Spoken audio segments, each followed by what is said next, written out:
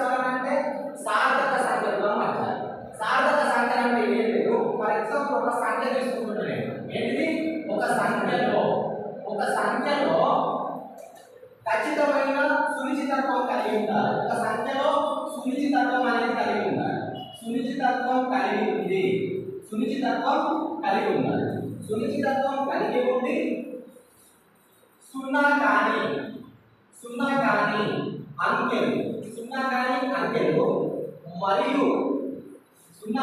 అంకెలు మరియు రెండు అంకెల మధ్య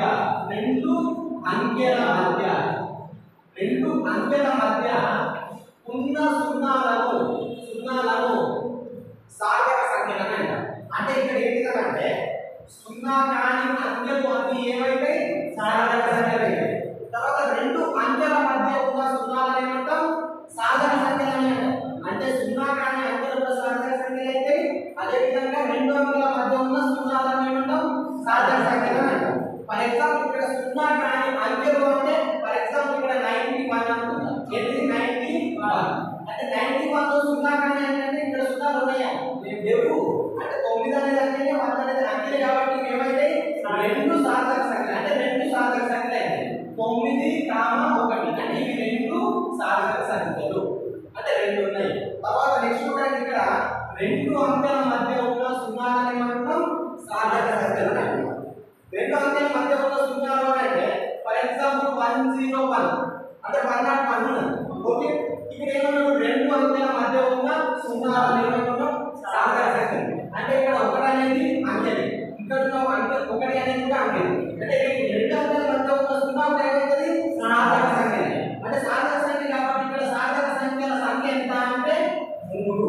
అంటే 1 అనేది సాధక సంఖ్యనే, 0 అనేది కూడా సాధక సంఖ్యనే, 1 అనేది కూడా సాధక సంఖ్యనే. అంటే ఈ 101 లో మొత్తం సాధక సంఖ్యలు ఎన్ని సాధక అంటే 3 సాధక సంఖ్యలు ఉన్నాయి. ఓకేనా? అర్థమైందా? దశాంశం తర్వాత ఉన్న సున్నా కాని అంకెలను సాధక సంఖ్యలు అంటారు. ఏమంటున్నాం?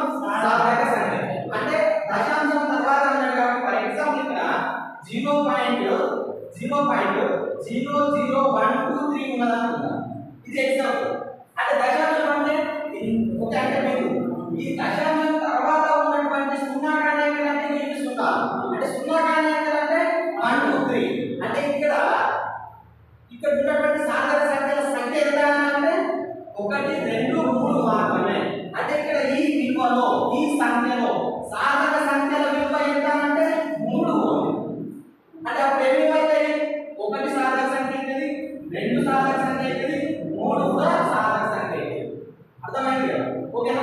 అంటే 0.00123 లో సాధక సంఖ్యల సంఖ్య ఎంత అంటే 3. అంటే ఇవి సాధక సంఖ్యలు కావు. ఓకే, అంటే దశాంశం తర్వాత ఉన్న అంకెలను మాత్రమే సాధక సంఖ్యలు అని అంటారు. ఒకవేళ ఇదే పాయింట్ని దశాంశం తర్వాత అంకెల తర్వాత ఉన్న సున్నాలను ఏమన్నా నేను దశాంశం తర్వాత అంకెల తర్వాత ఉన్న సున్నాలను సాధక సంఖ్యలు అని అంటారు. ఏమన్నా అంటే దశాంశం తర్వాత ఉన్న అంకెల తర్వాత ఉన్న సున్నాలు. దశాంశం అంటే ఫర్ ఎగ్జాంపుల్ 1 2 3 0 0 ఇది ఎగ్జాంపుల్.